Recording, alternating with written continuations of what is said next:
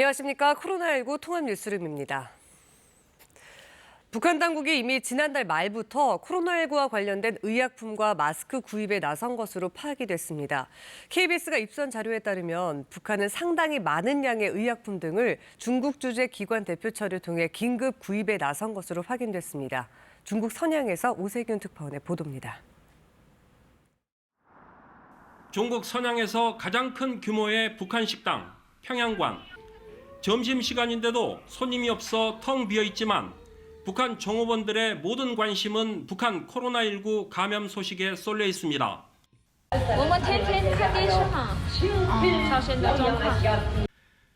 주변 약국에서는 국경 봉쇄로 귀국하지 못한 북한 종업원들이 코로나 의약품을 자주 찾는다고 말합니다. 最近朝鲜不是疫情严重吗？他们也不回国呀，一直在不都是沈阳。 KBS가 입수한 자료에 따르면 북한은 이미 지난달 말부터 중국 각 지역에서 코로나19 관련 의약품 구입에 나선 것으로 파악됐습니다. 북한 당국이 공식 발표한 지난 12일보다 보름 정도 앞선 시점입니다. 의약품을 구할 수 있는 중국에서 집중적으로 물품을 사들여 북으로 보내기 위한 조치입니다. 구입 목록에는 코로나와 관련된 해열제는 물론 항생제 등이 포함됐습니다. 또한 산소 마스크, 면봉, 수술 장갑 등도 목록에 올랐고 기본적인 의료기구인 체온계와 주사기, 반창고 등도 구입을 희망했습니다. 4월 28일 그래가지고 지금까지 내가 준비하고 있잖아. 너무 많아가지고 이 하루 이틀 내가 다 끝나. 그러면 내가 가격 제시한 다음에 해명을 보내야 돼. 이번 의약품 구입에는 중국에 파견된 보건성 대표처를 비롯해 모든 기관이 총동원됐다고 대북무역상은 전했습니다. 농업부 대표처, 과기부 대표처, 무슨 대표처 많잖아요. 단동, 대連, 식량, 직접 대표처들이 나서가지고 이랬네. 북한 당국이 구입을 요구한 코로나 관련 의약품은 빨라야 오는 25일쯤 북한 화물선을 통해 북한 남포항으로 보내질 것으로 보입니다. 코로나로 인해 단둥의 북중 화물열차 운행이 중단됐기 때문입니다. 선양에서 KBS 뉴스 오세균입니다. 정부가 코로나 방역 협력을 위한 실무 접촉을 제한하기 위해서 북한에 통지문을 보내려 하고 있지만 북한은 반응을 보이지 않고 있습니다. 의료계에서는 북한의 상황이 알려진 것보다 훨씬 더 심각할 수 있다는 진단도 나오고 있습니다. 이어서 송영석 기자입니다. 정부가 북한에 보내려는 통지문의 요지는 크게 세 가지입니다. 백신을 비롯한 의약품을 제공하고 방역 기술 협력도 진행할 뜻이 있음을 밝히면서 이를 위한 실무 접촉을 제안했습니다. 어제 오전과 오후 두 차례 권영세 통일부 장관 명의로 북측 김영철 통일전선부 부장에게 보내려 했지만 북측은 통지문 접수 의사를 밝히지 않았습니다. 권영세 장관은 북측에 호응을 촉구했습니다. 어떠한 정치적 상황과도 연계하지 않고 조건 없는 협력을 펼쳐나갈 계획입니다. 북한도 적극적으로 호응을 해서 주민들의 피해를 막는 데 협력해 주실 것을 부탁드립니다. 통일부가 장관 취임 첫날부터 발빠르게 움직이는 데엔 북한의 현 상황이 발표보다 심각할 거라는 판단이 깔렸습니다. 의료 전문가들 사이에서도 진단 역량 부족으로 인해 확진자와 사망자 수가 축소됐을 가능성이 제기됐습니다. 홍콩의 연령별 백신 미접종자의 사망률을 북한 인구에 대입해 계산하면 북한 내 사망자 수가 수만 명까지 나올 수 있다는 분석도 나왔습니다. 이 데이터를 적용해서 북한 오미크론 유행으로 예상되는 사망자 수를 추정하면 34,540명이 나옵니다. 대북 약품 지원과 관련해 정부는 치료제는 국내 사용에 대한 우선권이 있어 검토가 필요하지만 백신은 여유분이 있다며 북한과 협의만 이뤄진다면 지원에 큰 무리가 없다고 밝혔습니다. KBS 뉴스 송영석입니다. 국제보건당국들도 북한의 코로나19 상황을 예의주시하고 있습니다. 북한이 그동안 백신보다는 봉쇄 쪽을 선택한 만큼 급속한 확산을 우려하는 목소리가 높아지고 있습니다. 보도에 김기현 특파원입니다. 세계보건기구 WHO가 북한 내 코로나19 확진자의 급속한 확산 위험을 경고했습니다.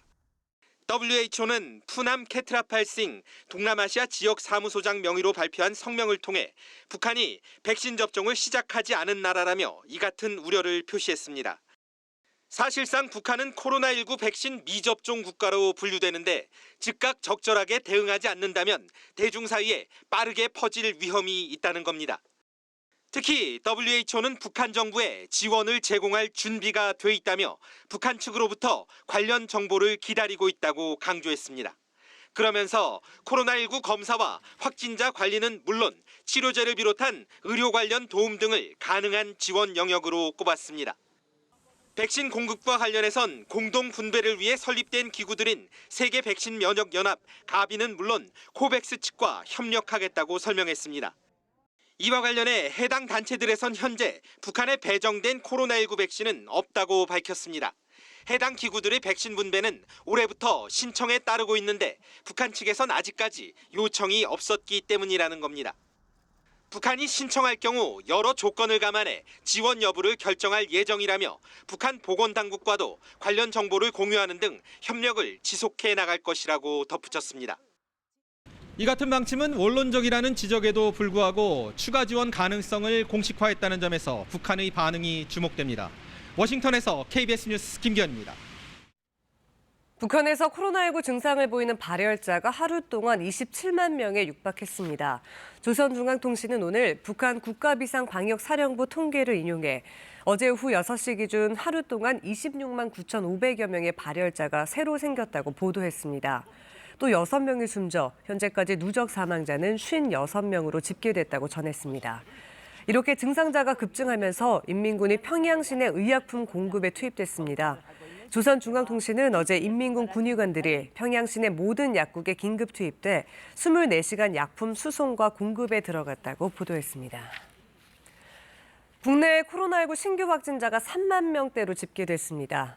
중앙방역대책본부는 오늘 0시 기준 신규 확진자가 국내 발생 3만 5,091명, 해외 유입 26명으로 모두 3만 5,117명이라고 밝혔습니다.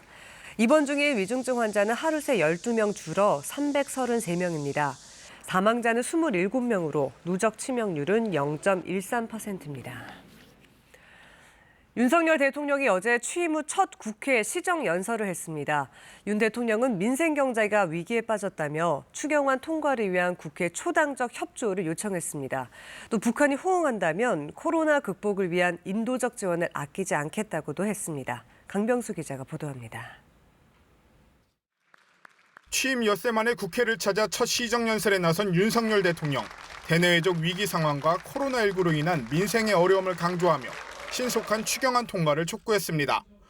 민생 안정이 그 어느 때보다 시급하다는 점을 고려하여 추경이 이른 시일 내에 확정될 수 있도록 국회의 협조를 간곡히 부탁드립니다. 총 59조 4천억 원의 추경 예산 중 중앙정부가 지출하는 36조 4천억 원은 370만 개 소상공인 업체에 대한 최대 1,000만 원의 손실 보전금과 먹는 치료제 100만 병분 구입, 코로나 진단검사비 등에 사용하겠다고 했습니다. 지난 2년간 코로나 방역 조치에 협조하는 과정에서 소상공인을 중심으로 막대한 피해가 발생하였고 이렇게 발생한 손실을 보상하는 일은 법치 국가의 당연한 책무라고 사료됩니다. 그러면서 코로나19가 확산 중인 북한에 대한 인도적 지원 방침도 재확인했습니다. 남북 관계의 정치, 군사적 고려 없이 언제든 열어놓겠다고 했습니다. 북한 당국이 호응한다면 코로나 백신을 포함한 의약품, 의료기구, 보건 인력 등 필요한 지원을 아끼지 않겠습니다. 주민에 대한 지원과는 별개로 북한의 연이은 미사일 도발과 함께 핵실험 준비 정황도 파악됐다며 안보 현실은 더욱 엄중해졌다는 점도 강조했습니다. 윤 대통령은 이번 주말 미국 바이든 대통령 방한을 계기로 미국 주도의 경제안보 플랫폼인 인도태평양 경제 프레임워크에서 글로벌 공급망 협력 방안도 논의하겠다고 밝혔습니다. KBS 뉴스 강병수입니다. 더불어민주당이 성비위 의혹을 받고 있는 삼성중진 박완조 의원의 제명을 의원총회에서 최종 확정했습니다. 국민의힘에선 과거 검찰 재직시설 성비위 문제가 불거진 윤재순 대통령실 총무비서관이 사과해야 한다는 목소리가 나왔습니다. 방준원 기자의 보도입니다. 더불어민주당이 의원총회를 열고 박완조 의원 제명을 결정했습니다.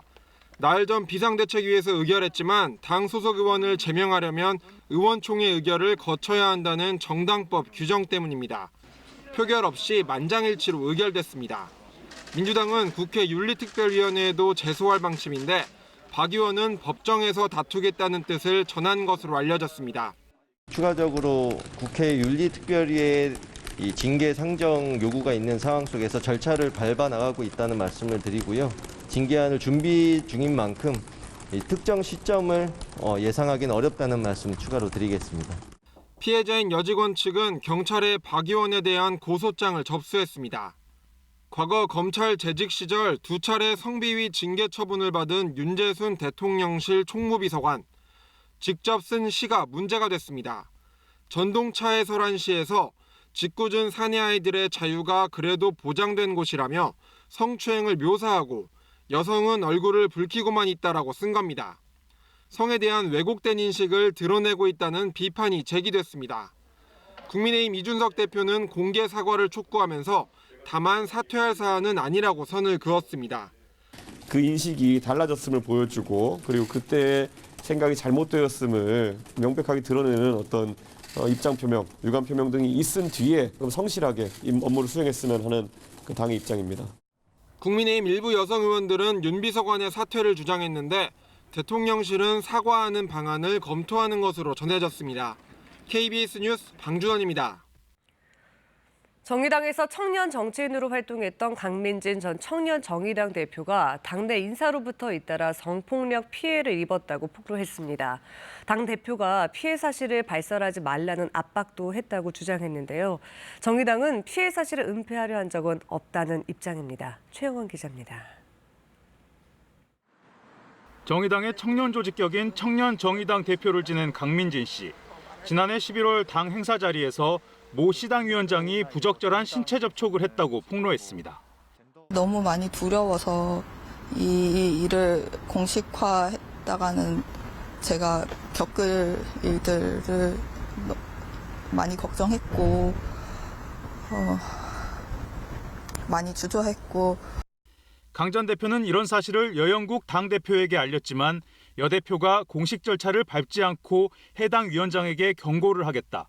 이 일에 대해 발설하지 말라고 했다고 주장했습니다. 강 전 대표는 회의에서의 당대표의 반응을 보며 앞으로도 영원히 침묵할 수밖에 없겠구나라고 체념했다고 밝혔습니다.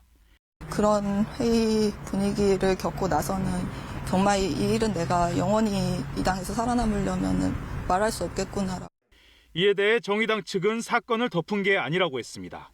당시 비공개 대표단 회의를 소집해 공식 절차를 밟아 처리했다고 반박했습니다. 여 대표가 발설하지 말라고 한 건 이 사안이 외부에 알려져 또 다른 피해가 생기는 걸 우려했기 때문이라고 설명했습니다.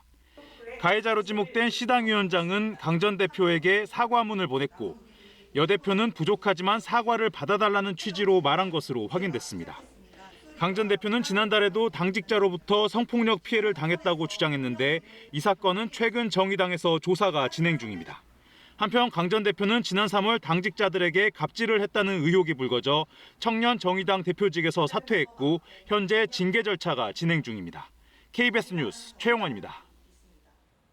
이번엔 KB증권 연결해서 오늘의 주식시장 알아보겠습니다. KB증권입니다. 코스피가 반발 매수세가 이어지며 장 초반 상승 흐름을 나타내고 있습니다. 코스닥 역시 개인과 기관이 매수에 나서며 3거래일째 오름세입니다. 이 시각 현재 코스피는 13.81포인트 상승한 2610.39에 코스닥은 4.05포인트 오른 860.3에 거래되고 있습니다. 지난밤 미국 증시는 물가 상승세와 경기 둔화에 대한 우려가 지속되며 혼조세로 마감했습니다. 현재 코스피는 기관이홀로 매수에 나서며 오름세로 출발했습니다. LNF가 1분기 호실적을 기록하며 3거래일 연속 상승하고 있고 삼성전자가 장 초반 1% 넘게 오름세입니다. 또 SM이 1분기 실적 호조에 9% 넘게 급등하며 엔터 관련주들이 일제히 강세를 나타내고 있습니다. 한편 현대중공업이 대규모의 블록딜 소식에 3거래일 만에 하락하고 있고 HMM이 이틀째 저조한 흐름을 나타내고 있습니다. 이 시각 현재 달러화에 대한 원화 환율은 1,278원에 거래되고 있습니다. 지금까지 KB증권이었습니다.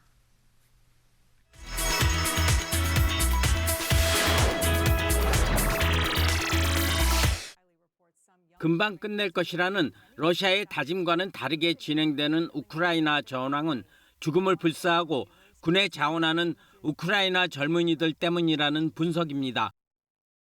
지난 3월까지 러시아군 소속이었던 이 탱크는 이제는 우크라이나군의 핵심 전력이 됐습니다.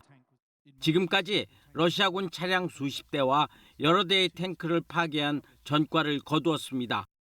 We fight in like near resume.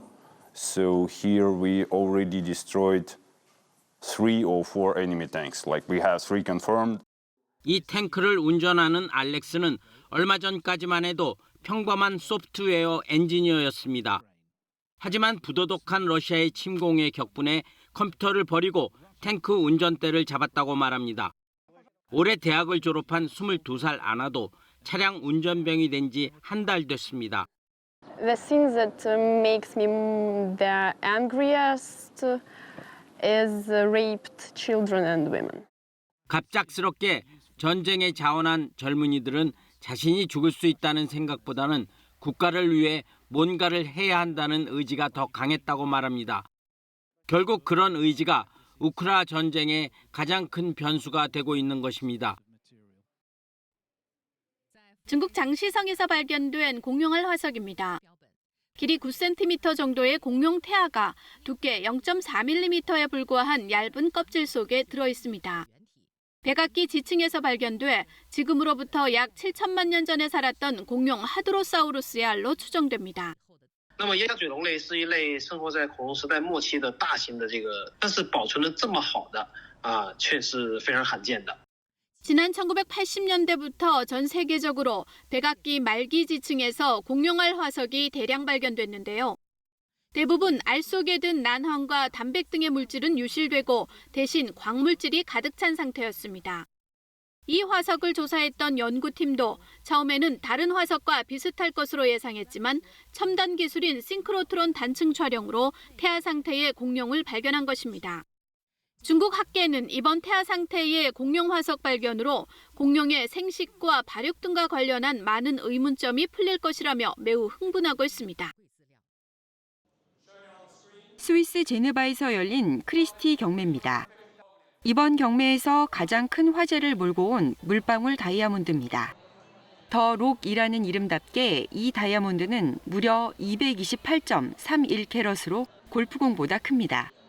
지난 2000년대 초반 남아프리카 공화국의 한 광산에서 채굴된 더 록은 흠집을 찾아볼 수 없을 만큼 우수한 품질로 평가받았습니다. Is the largest white diamond ever to be offered at auction. Over 200 carats, G color and VS1 clarity is a truly exceptional. 그래서 전문가들은 애초 낙찰가를 한화로 400억 원 정도로 예상했는데 실제 낙찰가는 280억 원이었습니다. 이번 경매에는 또 쿠션 모양의 노란색 다이아몬드도 함께 나왔습니다. 적십자가라는 이름의 이 다이아몬드는 205.07캐럿으로 한화 약 183억 원에 낙찰됐습니다. 크리스티 경매 측은 이 다이아몬드 낙찰가 중 일부를 제네바에 본부를 둔 국제적십자위원회에 기부할 예정이라고 밝혔습니다. 무엇인가에 열광하는 백발의 노신사들. 바로 e스포츠 스모 경기입니다. 이들은 일본 사이타마 시민 실버 e스포츠 협회 회원들입니다. 得意技はやっぱりうっちゃりですね。面白いです。 협회 사무총장인 미즈노 씨는 뇌출혈로 좌반신 불수였으나 컴퓨터 게임에 열중하면서 증세가 크게 호전됐다고 합니다. 後ろで見ていた理学療養士の先生が水野さん左手よく動くようになったねということで自分自身びっくりしたんですけどね. 89살로 협회 최고령이지만 누구보다 열심인 이 할아버지도 기억력과 주의력 등 5가지 인지 기능이 균형 있게 유지되고 있다고 합니다. 그래서 e스포츠가 노인 뇌 기능과 상당한 관련이 있다고 봅니다. ゲームすることによってそのあたりをですね使っていますんでね自然とそこが効果が非常にですね期待されると思います. 사이타마시에서는 실버 e스포츠 협회의 활동을 참고해 노인복지센터 등에서도 e스포츠를 즐길 수 있게 할 계획이라고 밝혔습니다. KBS 월드뉴스입니다. 우크라이나 소식입니다. 우크라이나군이 제2의 도시 하르키우에서 북쪽 러시아 국경까지 도달했다고 밝혔습니다. 또 어제 스웨덴이 북대서양 조약기구 나토 가입을 공식 선언한 것과 관련해 푸틴 러시아 대통령은 위협이 있다면 대응하겠다고 밝혔습니다. 베를린 김기수 특파원의 보도입니다. 러시아 국경에서 불과 50km 떨어진 우크라이나 제2의 도시 하르키우. 러시아군은 침공 나흘 만에 하르키우 시내에 진입했습니다. 그로부터 거의 석 달이 지난 현지 시간 16일, 우크라이나군은 하르키우 전선에서 러시아군을 몰아내고 양국 국경까지 도달했다고 밝혔습니다. Здоров'я, бережіть себе. Дякую вам, вашим батькам, ви молодці. І всім таким, як ви, воїнам, дуже дякую. Все буде Україна. Слава Україні.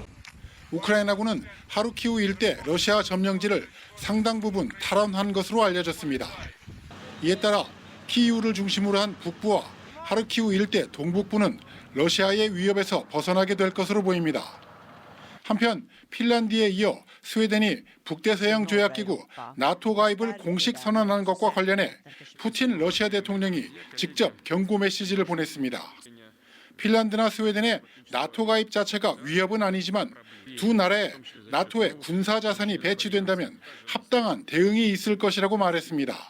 Расширение военной инфраструктуры на эту территорию, безусловно, вызовет нашу ответную реакцию. И какой она будет, мы будем смотреть, исходя из тех угроз, которые нам будут создаваться. 이와 관련해 에르도안 터키 대통령은 핀란드와 스웨덴의 나토 가입에 찬성하지 않는다고 재차 밝혔습니다. 핀란드와 스웨덴이 터키에서 분리 독립을 주장하는 쿠르드족에 우호적이기 때문이라는 겁니다. 나토 회원국 신규 가입은 회원국 만장일치로 결정되기 때문에 두 나라의 나토 가입 여부는 사실상 터키에 달려 있습니다. 베를린에서 KBS 뉴스 김기수입니다. 최저임금위원회 2차 전원회의가 오늘 열리는데요. 경영계는 최저임금의 업종별 차등 적용을 요구하고 있고 노동계는 최저임금제 시행 첫 회를 제외하면 차등 적용을 한 적이 없다며 반발하고 있습니다. 쟁점이 뭔지 홍성희 기자가 취재했습니다. 이 식당 주인은 4년 전 최저임금이 크게 오르자 종업원 1명을 줄였습니다. 인건비 부담 탓에 줄인 인원을 채우지 못하고 있습니다. 그 사람을 내보내고 내가 직접 청소를 다 하고 그 파트타임을 내가 이제 몸으로 뛰고 2배로 뛸 수밖에. 최저임금을 업종별로 다르게 적용하자는 주장은 주로 음식점 소상공인들이 하고 있습니다. 다른 업종에 비해 종업원들에게 임금을 줄 지불 능력이 떨어지는 만큼 음식점 업계의 최저임금은 더 낮아야 한다는 겁니다. 경영계 분석에 따르면 최저임금을 못 받는 근로자 비율은 숙박 음식업이 40%에 이를 정도로 높은 것으로 나타났습니다. 도저히 감당하지 못하는 업종의 사업장들에서 최저임금 제도가 완전히 무력화되는 어떤 그런 바람직하지 못한 상황이 다가오기 때문에 그런 부분에 대한 어떤 해결책으로서 노동계는 차등 적용에 반대 입장을 분명히 하고 있습니다. 최저임금법상 최저임금 결정 기준은 생계비와 임금 수준 등 4가지로 사업주의 지불 능력은 기준이 될 수 없다고 주장합니다. 특정 업계만 최저임금을 달리 적용하면 오히려 역효과를 불러올 수 있다고 말합니다. 88년도에 업종 구분을 해봤었는데 낙인 효과 때문에 오히려 그 업종에 취업을 기피하더라라는 것들이고요. 또 다른 최저임금을 만들 만한 합리적인 기준을 만들기가 어렵다라는 게 그 이유였습니다. 아르바이트 노동조합도 최저 생활 수준은 누구에게나 똑같이 보장돼야 한다는 입장입니다. 이런 가운데 최저임금 차등 지급을 원천적으로 봉쇄하기 위한 개정안이 발의됐습니다. 최저임금위원회의 본격적인 활동을 전후로 갈등이 점차 고조되고 있습니다. KBS 뉴스 홍성입니다. 내년 국군 병장 월급이 100만 원으로 결정될 것으로 보입니다. 윤석열 대통령의 공약인 200만 원의 절반 수준인데요. 국방부는 2025년까지 단계적으로 200만 원 수준으로 올리는 방안을 검토하고 있습니다. 보도에 최영윤 기자입니다. 취임 즉시 병사에게 월급 200만 원을 주겠다고 공약한 윤석열 대통령. 문제는 재원이었습니다. 재원이라든지 이런 부분에 대해서 좀 합리적인 그런 고민을 좀 했는데 해야 될 일이라면은 그 방향에 맞는 것이기 때문에 결국 대통령직 인수위원회를 거치면서 단계적 인상액에 지원금을 더하는 방식으로 바뀌어 국정과제가 됐습니다. 월급과 지원금을 합쳐 현재 월 82만 원에 못 미치는 병장 수입을 2025년까지 월 200만 원으로 만들겠다는 겁니다. 국방부가 국회 민홍철 의원실에 제출한 이행 계획을 보면 병장 월급은 내년 100만 원에서 시작해 125만 원을 거쳐 2025년 150만 원까지 인상하는 방안이 검토되고 있습니다. 정부 지원금도 내년 30만 원에서 40만 원, 55만 원이 됩니다. 2025년에는 병장이 월급과 지원금을 합쳐 모두 205만 원을 받을 수 있습니다. 병사를 위한 봉급 예산은 당초 계획보다 내년 4천억 원, 2024년 7천억 원, 2025년 1조 원이 더 필요할 것으로 추산했습니다. 국방부는 봉급 인상 방향은 명확하지만 아직 부처 예산안을 확정짓지 못한 상태라고 밝혔습니다. 간부 급여 체계에 미치는 영향, 재정 여건 등을 종합적으로 고려해 단계별로 추진할 예정이며 세부 계획은 관련 부처와 협의 중이라고 설명했습니다. KBS 뉴스 최영윤입니다. 오늘부터는 낮 기온이 25도를 넘어 다시 초여름처럼 덥겠습니다. 한낮에 서울이 27도, 대전과 대구가 28도로 평년 이맘때보다 1도에서 5도 정도 높겠습니다. 당분간 한낮에는 더운 날씨가 이어지겠습니다. 오늘은 건조한 데다 바람까지 강하게 불겠습니다. 현재 서울과 일부 경기, 충청과 전남, 경상도를 중심으로 건조주의보가 발효 중인데요. 게다가 오늘 밤부터는 전국 대부분 지역에 순간풍속 초속 15m 안팎으로 강한 바람이 불겠습니다. 특히 강원 산지에는 초속 25m 이상의 돌풍이 몰아치겠습니다. 오늘은 전국이 맑은 날씨를 보이겠습니다. 다만 밤부터 미세먼지가 날아와 수도권과 충남, 전북은 공기가 탁해지겠습니다. 낮 최고 기온 어제보다 1도에서 3도 정도 높겠습니다. 오늘 내륙 지역은 아침과 낮과 밤의 기온차가 15도 안팎까지 벌어지겠습니다. 바다 물결은 모든 해상에서 0.5에서 2m 정도를 일겠습니다. 내일은 오전에 경기 북동부에, 낮에는 강원 영서에 비가 오는 곳이 있겠지만 예상되는 비 양이 적어 건조한 날씨가 계속되겠습니다. 날씨 전해드렸습니다. 코로나19 통합 뉴스를 마칩니다. 고맙습니다.